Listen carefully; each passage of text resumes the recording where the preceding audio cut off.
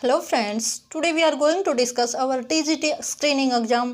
आज की क्लास में गाइज हम डिस्कस करेंगे जो हमारा टीजीटी स्क्रीनिंग एग्जाम का जो सिलेबस रहेगा, उसकी जो स्ट्रेटजी रहेगी और हाउ टू प्रिपेयर इट, तो कैसे हम इसकी तैयारी करें, इन सब बातों को इस क्लास में हम डिस्कस करेंगे।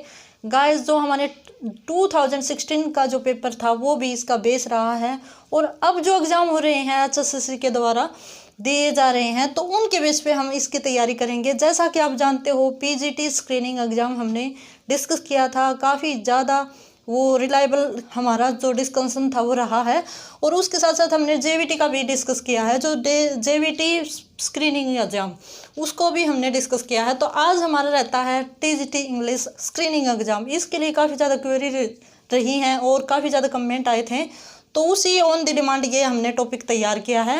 और गाइस जो इसका बेस है, वैसे तो हम बात करें कि 2016 इसका बेस रहा है, लेकिन वहाँ से यहाँ तक आते आते जो एचएसएससी का जो सिलेबस देने की जो टेक्निक है वो काफ़ी ज़्यादा चेंज हो रही है, लेवल का काफ़ी ज़्यादा फर्क रहता है।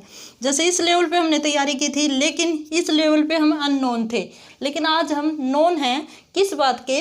किसी एचएसएससी का जो पेपर का जो लेवल है वो बढ़ता जा रहा है, तो अब हमें सब कुछ लेके चलना है।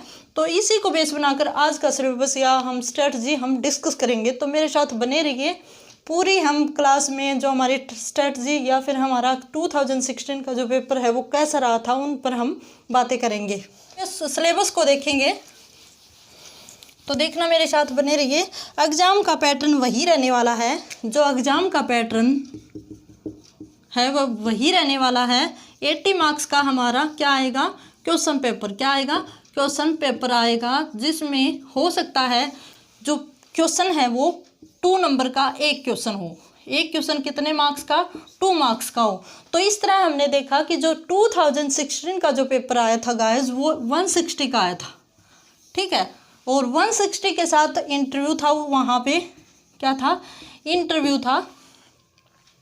तो इंटरव्यू और 160 नंबर को मिलाकर वहाँ से कट ऑफ लगाई गई थी, ठीक है। कट ऑफ, इसमें से जो कट ऑफ थी, इसकी गाइज हम अलग से डिस्कस करेंगे कि पहले जो टीजीटी स्क्रीनिंग का जो एग्ज़ाम हुआ था उसकी कट ऑफ कितनी गई थी, और उसका जो बेस है वो क्या रहा था सिलेक्शन का। हालांकि गाइज जो वो भर्ती है वो हमारी कैंसिल हो चुकी है, जिसमें 1035 वैकेंसीज थी, लेकिन फिर भी गाइज हम क्या करें, हमारे पास और कुछ ऑप्शन ही नहीं है कि हम टीचिंग की तैयारी कर रहे हैं, और में भी एक दिन सफलता भी अवश्य मिलेगी आपको, ठीक है। तो उसी को लेकर हम यहाँ पे स्ट्रेटजी देखते हैं क्या कुछ पेपर रहेगा।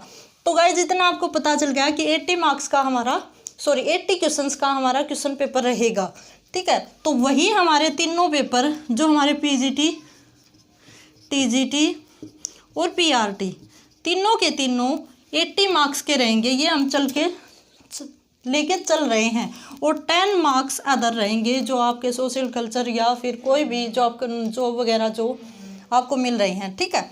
तो तीनों में यही सिलेबस रहेगा, जिसमें 80 मार्क्स हैं। 50 मार्क्स अराउंड हमारे कॉमन पेपर के रहेंगे, कॉमन पेपर के, और 30 मार्क्स हमारे जो सब्जेक्ट है वहाँ रहेंगे, ठीक है। और इसमें भी कॉमन में 50% मीन्स सारे का 50% हमारी जीके, हरियाणा जीके रहेगी।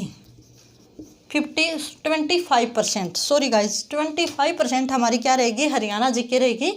तो ओवरऑल हम चल के सोच सकते हैं 30 मार्क्स का हमारा सब्जेक्ट, 25% मीन्स 22 से 25 क्वेश्चन हमारे हरियाणा जीके के, और 30-35 क्वेश्चन ऐसे आएंगे जो कि ओवरऑल हर एक सब्जेक्ट से आने वाले हैं, ठीक है। तो ये मैंने आपको पहले भी बता दिया था, सेम वही सिलेबस रहेगा, ठीक है। कोई भी हेर फेर नहीं है। 3, 4, 5, 6 ऐसे क्वेश्चन आते रहेंगे, जैसे इंग्लिश से, मैथ से, रीजनिंग से, हिंदी से, कंप्यूटर से, ओके। और यहाँ हम देखते हैं कि काफ़ी ज़्यादा फर्क रहता है, जो हमारा पीजीटी का सिलेबस है और जो हमारा टीजीटी का इंग्लिश सिलेबस है, उसमें काफ़ी ज़्यादा क्या रहता है? डिफरेंस रहता है। क्योंकि पीजीटी का जो एग्ज़ाम होता है गाइज, वो हमारा नेट के लेवल के क्वेश्चन उसमें दिए जाते हैं। मीन्स जो लिटरेचर है वही पूछा गया था हमारे पीजीटी एग्ज़ाम में, लेकिन जो हमारा टीजीटी का जो सिलेबस रहता है, टीजीटी में क्या क्या पूछा गया देखना, लिटरेचर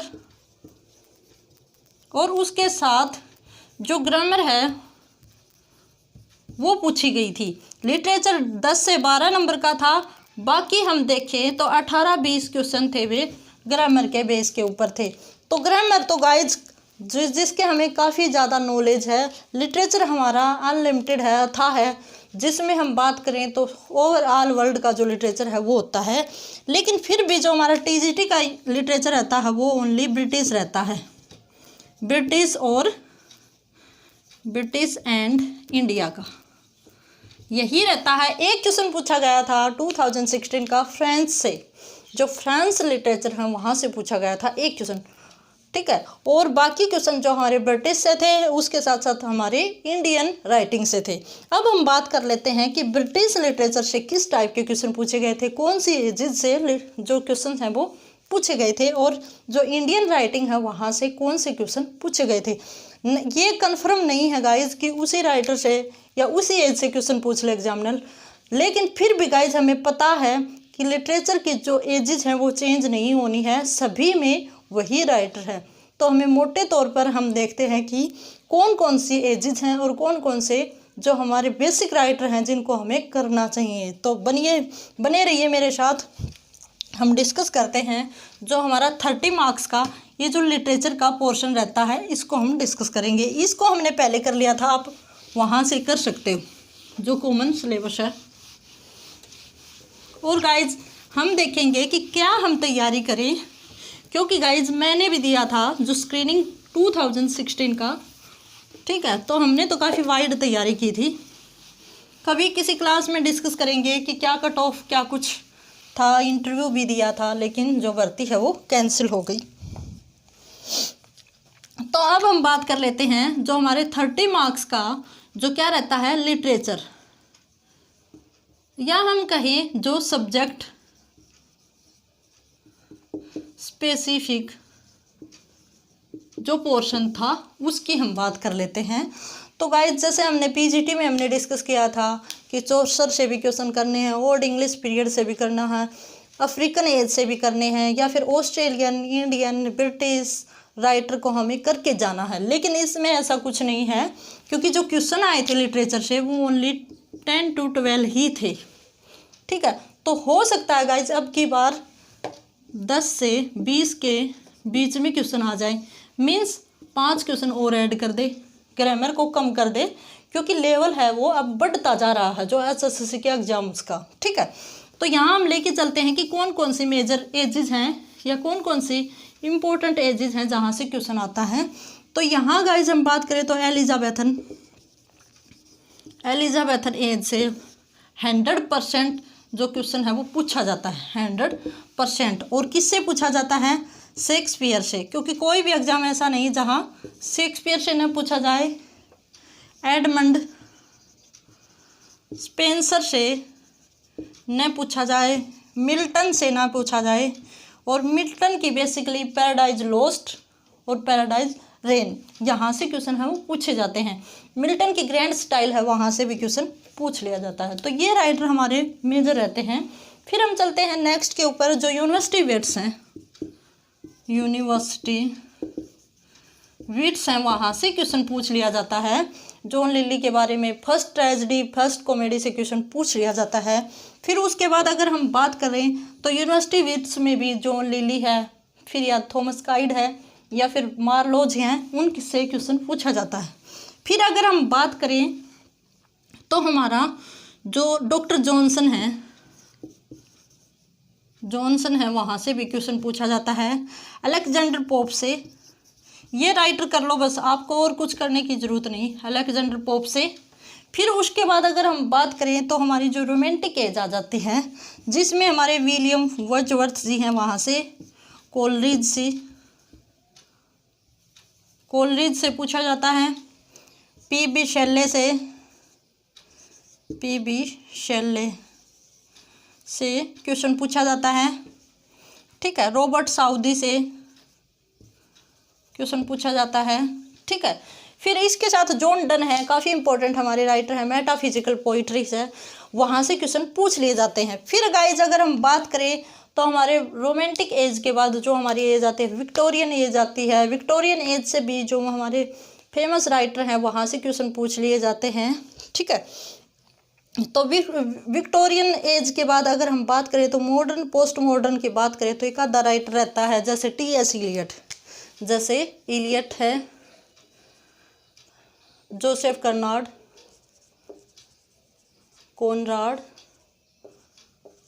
ठीक है। या फिर उसके बाद जे.बी. शाह हैं, वहाँ से एक क्वेश्चन आया था गाइस, जो होराल्ड पिंटर हैं, होराल्ड पिंटर हैं जो मॉडर्न एज से ही बिलोंग करते हैं, यहाँ से क्वेश्चन पूछा गया था लास्ट स्क्रीनिंग एग्जाम में।